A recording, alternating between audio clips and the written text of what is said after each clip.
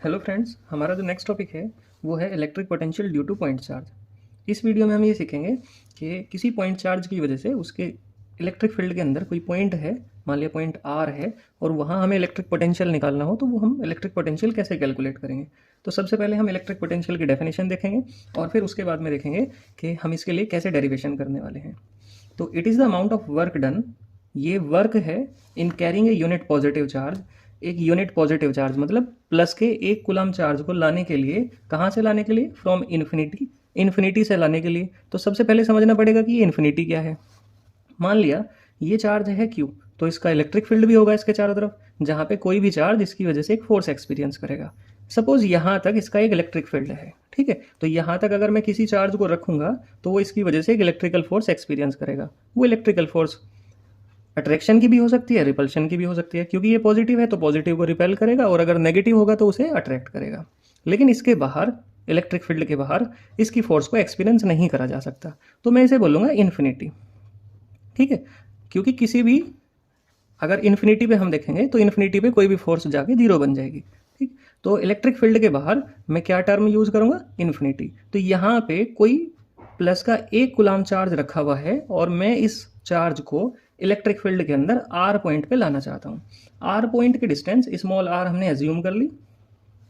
तो यहाँ तक लाने के लिए जो भी वर्क डन करना पड़ेगा that will be the electric potential.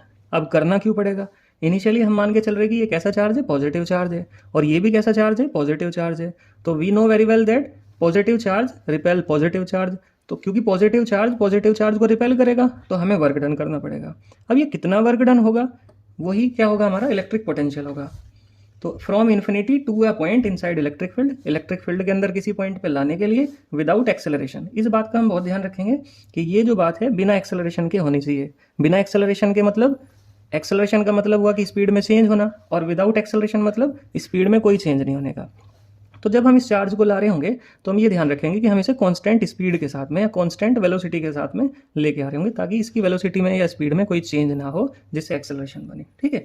तो ऐसा करने के लिए हम सपोज करेंगे कि जब हम इसे लेके आ रहे तो ये किसी पॉइंट P पे पहुंच गया। इस P पॉइंट के डिस्टेंस x हमने एज्यूम कर ली चार्ज से, ठीक है। तो इस पॉइंट पे जो डिस्प्लेसमेंट होगा वो इस वाली डायरेक्शन में होगा, और जो फोर्स ये एक्सपीरियंस कर रहा होगा वो फोर्स होगी इधर की तरफ, ठीक है। फोर्स इधर की तरफ है और डिस्प्लेसमेंट इधर की तरफ है। तो इन दोनों के बीच में एंगल कितना बना, थीटा बना 180 डिग्री। इस बात का हम ध्यान रखेंगे। तो इस स्मॉल डिस्प्लेसमेंट के लिए जो वर्क डन होगा while carrying unit positive charge at point P point पे work done for very small displacement. Work done कितना होगा, वर्क डन होगा dw is equal to F dot D X, ठीक है। तो इस डॉट प्रोडक्ट को हटाएंगे तो F D X cos theta बनेगा, और थीटा कितना है, थीटा है 180 डिग्री। तो कोस 180 डिग्री की वैल्यू कितनी होगी, कोस 180 होगा -1। बाय वाले बच्चों को ये याद रखनी पड़ेगी। तो ये बन जाएगा माइनस एफ डी एक्स, ये डी डब्ल्यू बन जाएगा minus F D x. Coulomb's law से एफ की वैल्यू कितनी होगी, एफ की वैल्यू होगी 1/4 पाई एप्सिलॉन नॉट क्यू, इसका चार्ज, और यहाँ पे कितना चार्ज है, एक कुलाम का, मतलब 1 अपॉन डिस्टेंस यहाँ से यहाँ तक कितनी हुई, x, तो उसका स्क्वायर इंटू डी एक्स, ठीक है। ये जो वर्क डन आया ये बहुत छोटे डिस्प्लेसमेंट के लिए आया। अब अगर मैं टोटल वर्क डन कैलकुलेट करना चाहता हूँ इन्फिनिटी से r डिस्टेंस तक लाने के लिए, तो मुझे क्या करना पड़ेगा, मुझे इंटीग्रेशन करना पड़ेगा फॉर टोटल वर्क के लिए हम क्या करेंगे, we integrate both sides.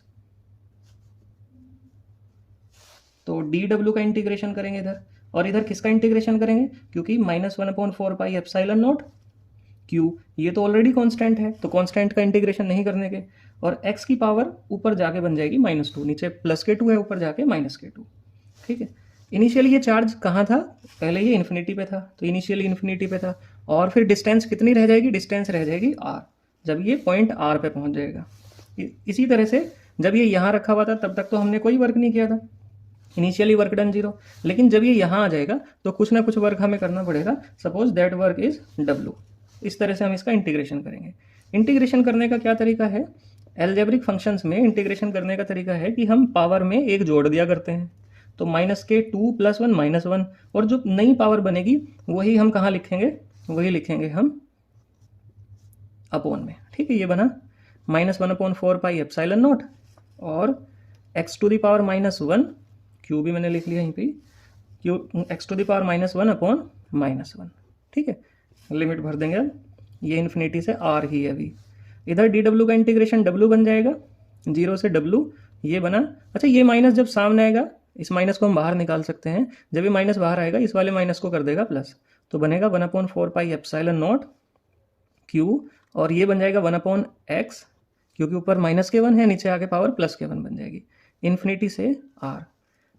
Upper limit minus lower limit, पहले अपर लिमिट रखेंगे तो w की जगह पहले w आएगा, फिर w की जगह आ जाएगा 0। इसी तरह से 1/4πε0, पहले यहाँ x की जगह r रखेंगे तो 1/r माइनस, फिर x की जगह रखेंगे 1/x की जगह रखेंगे इन्फिनिटी, तो बन जाएगा 1/∞।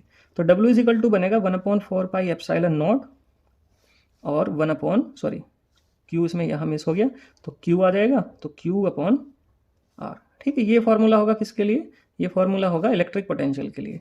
तो यही जो वर्क है, ये जो वर्क डन है, ये स्टोर हो जाएगा किसकी फॉर्म में? इलेक्ट्रिक पोटेंशियल के टर्म में। इलेक्ट्रिक पोटेंशियल को हम V से रिप्रेजेंट करते हैं। इट इज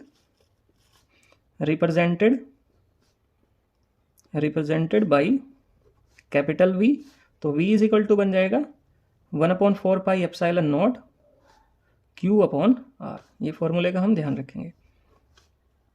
ठीक है, इसकी यूनिट, इट्स यूनिट क्या है इसकी? वोल्ट। और ये एक स्केलर क्वांटिटी है। कैसी क्वांटिटी है? Scalar quantity.